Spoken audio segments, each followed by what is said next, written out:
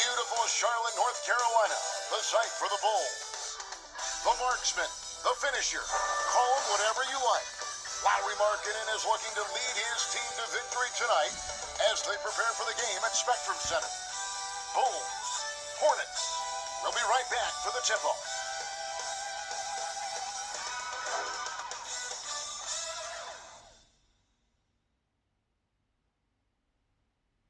The 2K Sports pregame show.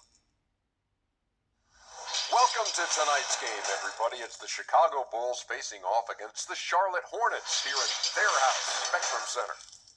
And for Charlotte, this team has talked about setting a positive tone for the new year, playing up to their capabilities and, of course, racking up some wins out of the gate. We'll see if starting out at home gives them some fuel for the fire. And here we are, game one of the new season. Kenny, every team coming in with a clean slate. Yeah, because whatever you had troubles in last year, that doesn't matter. This is a new year. Be optimistic until proven otherwise. I'm just looking forward to spending another year with you guys, his family. And Ernie, you're looking 10 years younger. Thank you so much. I'm feeling 10 years younger as well, Chef. Man.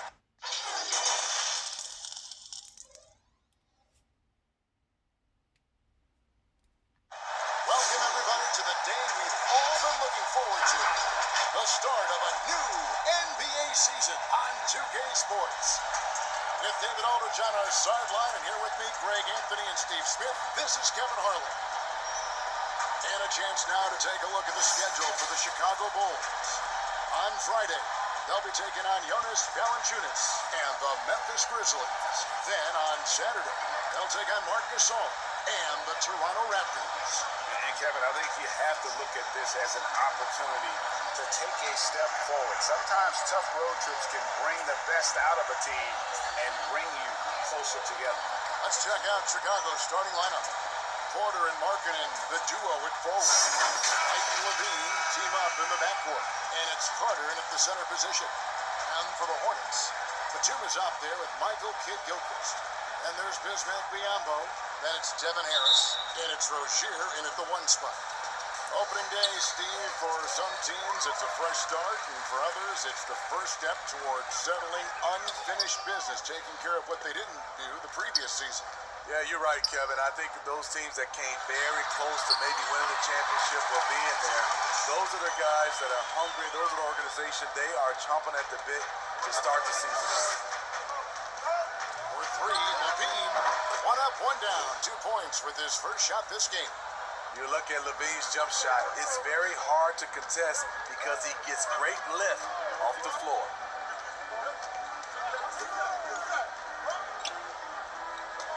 Outside, Batum. Harris kicks to Rozier. Pocket 6 for the three. Markkanen pulls it in. Carter outside. Over Rozier. Carter finds Markkanen. Over Rozier. Markkanen can't get it to go. A floater. Harris, no good. Bulls have gone 1 of 3 for the field to start this one so far. Second chance effort, Carter. And he banks in the layup.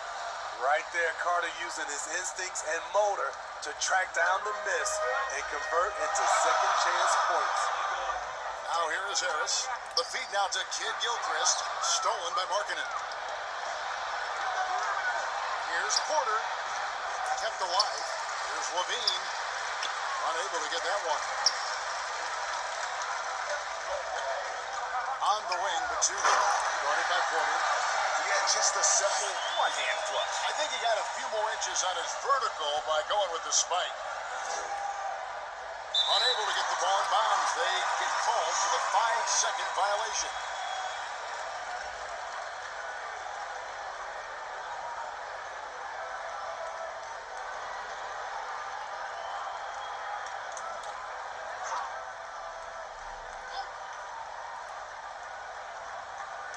Now about 2 minutes gone here in the first quarter. And Harris wide open. He shoots off target from three-point range.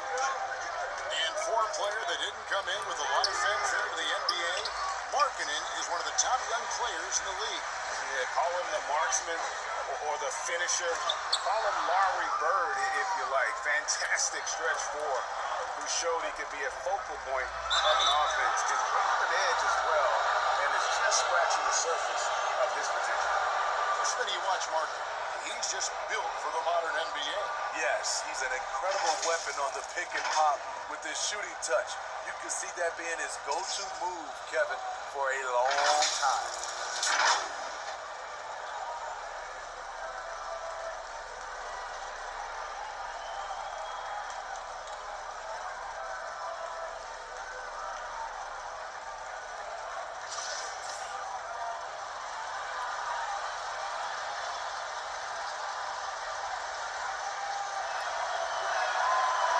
No good on that one.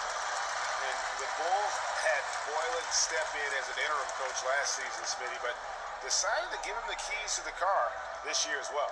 A surprise move as Boylan immediately was at odds with the players. Management sided with the coach. Interesting message to send to a young team looking to develop. Good on the second free throw.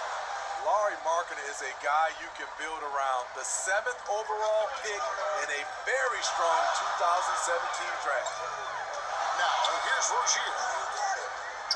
Outside, Kid Charlotte, no good that time either. And so it's Carter who brings the ball up for the Chicago Bulls. And this matchup with the Hornets, it's their first game of the NBA's regular season. Yeah, two conference rivals. I mean, they'll play each other a total of 4 times this season. So you know each game they play will hold a lot of importance to both teams. Here's Rozier after the made shot from Zach LaVine. Rozier against White, and the basket by Rozier. Rozier's got his second basket. I tell you what, you better watch out, fellas. He is on fire here today. Here's White. It's rebounded by Charlotte. Now we go to David Aldridge, who spoke with James Borrego. David. Well, Kevin, I asked him, what are some of your main concerns? And he said, we're dealing with a team that can really light it up from the outside. So it's essential that we don't give them open looks from deep, or we'll be in trouble. Kevin? Thanks, David. Devising a strategy to take away that three-point shot. Now, here's Rozier. Zach LaVine unable to get his last shot to go. Dunks aren't always for the big fella. A serious power move from the point. Forget just laying it in. He wanted to make a statement. And the first time out of the game call for Chicago. It's interesting, Smitty. We're seeing guys like Dirk and Vince Carter play into their 40s. I'm wondering if this is a byproduct of improved nutrition and conditioning, if that accelerates this trend. I think it does, Kevin. I also agree to add to that. I think the game is less physical. I think a lot of those guys are taking care of themselves, but when the game is not as physical, it's a lot more perimeter. You can play longer. I'm curious, Kevin, will anybody play into their 50s? You know, wouldn't that be amazing? That's a good question. So an almost entirely new group in now for Charlotte. Zeller, who's checked in for Biombo. Williams comes in for Kid Gilchrist. Bridges, he's checked in for Devin Harris. And it's Malik Monk in for Terry Rozier. So Chicago going with an almost entirely new group. Thaddeus Young, he's checked in for Markkinen. Valentine comes in for Otto Porter Jr. Saransky's checked in for Zach LaVine. And Chris Dunn subbed in for White. And already they've staked out a noticeable advantage in terms of aggression and controlling the backcourt. Batum, Dunn with some nice D. Chicago trailing here. Satoransky with it, and Batum picks him up defensively. The shot by Satoransky, no good. Well, he's going to have some explaining to do on the sideline about why he took that shot. Low percentage chance. If it's not there, give up the rock. Trust your teammates.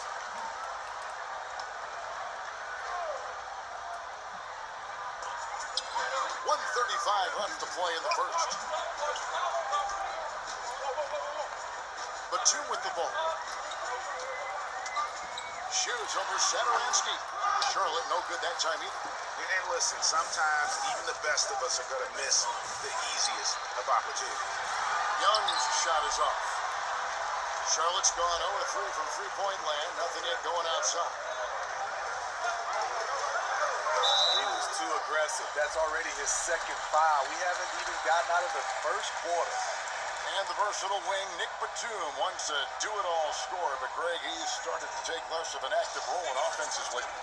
And Batum has been asked to do less volume scoring, but it's helped his efficiency as a player. Now past 30 years of age, you could see his role on teams being similar to that of Andre Iguodala's as he ages in the league. No good on the second free throw. And Batum brings length and a versatile game to his spot on the wing, and his defense always a big asset for this team. He's the kind of player that everybody needs to have out there, kind of a glue guy. And giving up some inches inside, but makes up for it with an aggressive style. And that takes skill and the ability to make adjustments as you're going up. For Chicago, they have shot 2 free throws, and they're 1 of 2 so far. And just to mention, a season ago, they were very comfortable at the line, hitting about 78% of their free throws. Charlotte in the lead. Broke loose, and it's out of bounds. The Hornets able to retain possession here. And looking at some numbers for Nicholas Batum, last season's performance for him, he was around 9 points per last year, 5 rebounds and 3 assists. And he's been making the right decisions and letting the game come to him. Solid play all around. He's not trying to take over necessarily. He's just taking what the defense allows and contributing to the cause. Now, here's Batum. Shot clock at 5. Here's Zeller. You see defensively, Carter with good instincts. He can move his feet, and of course, he gives you the size. Satoransky in the corner. Over Batum. The shot by Satoransky, no good. And the Hornets shooting 36% in this first quarter, trying to get their bearings.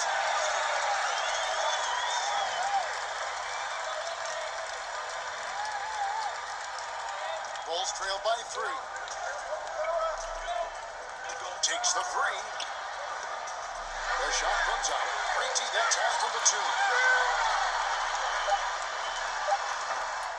Nice open look, but it's no good. And that is the exact type of opportunity this offense is looking to create. You know, if you get the ball to the right guy in the right spot, more often than not, you're coming away with points.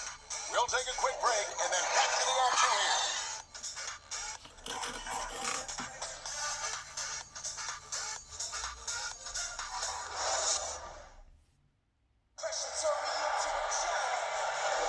And if you're just tuning in, it's been a pretty even game through the first quarter. And when you consider how Charlotte is doing, guys, what do you think? Stingy on the defensive end in that first quarter. They were just getting up into people. Yeah, they were very physical and very aggressive. They've just been the better team so far. And so Markkanen will bring it up for Chicago. They trail by 3. Up next for them, the Grizzlies at the FedEx Forum. That will conclude their brief 2-game road trip. And now let's check out the lineups courtesy of Gatorade, all fueled up and ready to go. Here's the second quarter of play. So for Chicago right now, inside it's Young and Markkanen. Dunn is out there with Satoransky, and it's Valentine in at the small forward position. Now here's Monk. He's gotten some minutes, but nothing on the board yet. Matching baskets from the perimeter, an earmark of today's game. Hey, players love competition, and the fans love it as well. Markkanen can't get it to go. He looked just a little out of rhythm. He's still trying to establish consistency from there. Now let's go to the sideline and catch up with our Hall of Famer, David Aldridge. Well, guys, one of the things that the NBA has been forward-thinking about is always accepting new ideas. And they've got a bunch of them on the table in recent weeks.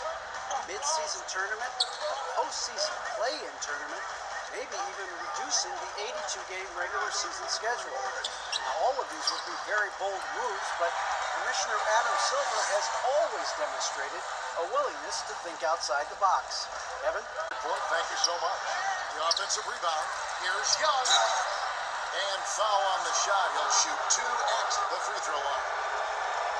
Yeah, way to play in attack mode and get to the line. Starter in this league for almost a decade. Thaddeus Young's numbers, Greg, won't blow you away. So what is it makes him a winning player? I think it starts with his defense, Kevin. Drawing charges and getting deflections. His quickness puts him in a position to make those effort plays. That free throw, no good. Smitty, you played with the U.S. national team. Would you say they allow more physicality in FIBA than they do in the NBA? No, I think, Kevin, different parts of the game, there's more physicality. Like on the free throw line, boxing out. Like going up for rebounds, they let a lot more than we're used to go. But usually the NBA players adjust and they find their way. Here is Harris. He's still scoreless so far in this one. Counting. And Gomez has got the lead up to 4 now for the Hornets. And they've repeatedly probed inside in the first half, guys, and it's paid off. Levine can't hit. Hornets have gone a nice 3 of 3 to start the second. Rozier against White. Nobody near Kid Gilchrist. Hernan Gomez passes to Kid Gilchrist. Tries again. And Hernan Gomez with the lay-in. Hernan Gomez has got 6. And they're forcing the ball inside, and it's working like a charm. Three-pointer, Markkanen. He can't get that one. And the Hornets now going the other way. And after this one, they're home against Minnesota. And that game is the second of 2 straight at home. Harris with it. And Young picks him up defensively. Kid Gilchrist. Well-timed pass, and he goes straight to the bucket for the layup.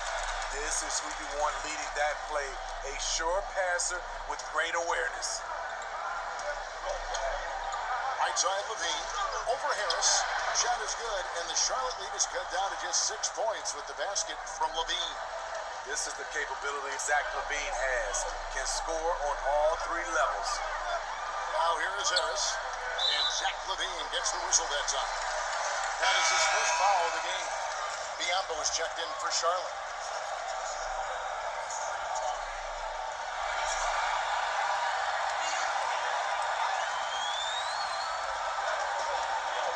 Here's Rozier. Here's Hernan Gomez. Excellent D there from Markkanen. Oh, you've got to be able to deliver when you get a buddy like that. That's just too easy of a shot to miss. Shot's good from Young. It's easy to tell that he is most comfortable pulling up from that area on the floor. Harris finds Biombo, and it's Otto Porter with the foul. That's his first foul. Zeller is checked in for Hernan Gomez.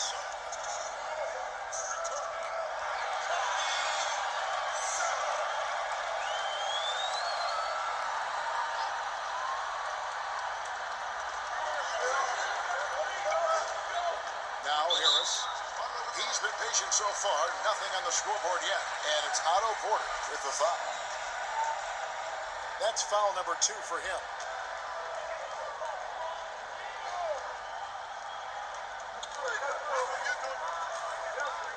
Harris inside the line. And it's Chicago with the rebound. Young's got his 5th rebound in this one. One criticism of Jim Boylan before getting extended was his offense. Called too slow and too methodical. He addressed that this offseason by getting a top assistant to redesign the offense. And Steve, for Boylan, a first-time head coach, a smart move to shore up his staff, though. We see a lot of coaches now hire a specialist assistant coach to delegate part of that game to. Lets guys like Boylan focus on player development and defense. Carter, he's checked in for Chicago.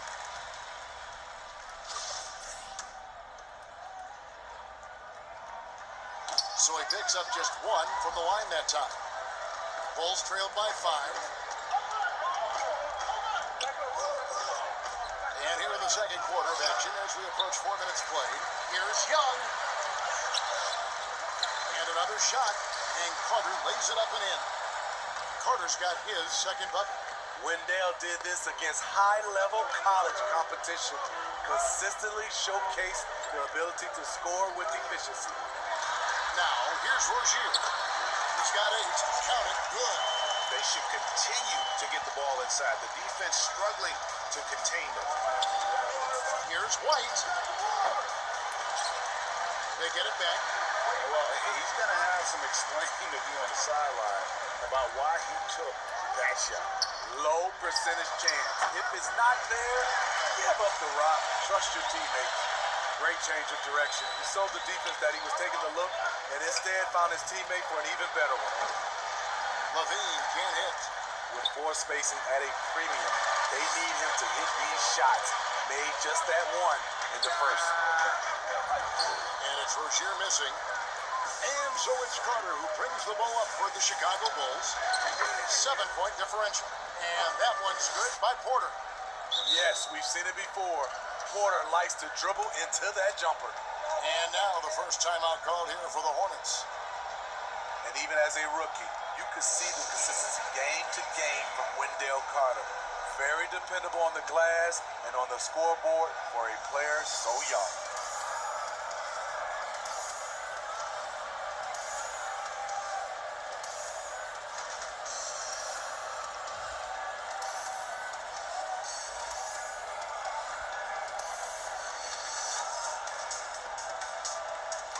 And some changes here for the Hornets.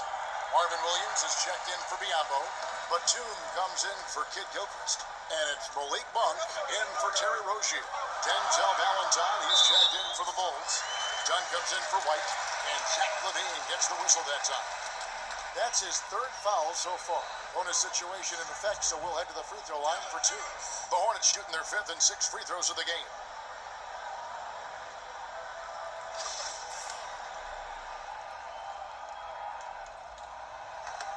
And he can't get the first one. And with Carter, he's only going to get better over the years. The upside is easy to see. He always finds ways to contribute to this team. Not sure if he'll be a star, but he'll be a rock on the offense and defensive end for a long time. Very dangerous to leave a guy like that open. Lucky break there for the defense. Charlotte again missing. Bulls trailed by 6. From 20 feet out. The putback, it's good on the putback. And those second chance points really become almost like bonus points when you can get them. There's 48 seconds left here in the second. And there's the foul. It'll go on Denzel Valentine. That's his first foul of the game, and the bonus will go to the free throw line. Oh no, he's the last guy you want to put on the line. You can just about book the points every time he steps up there.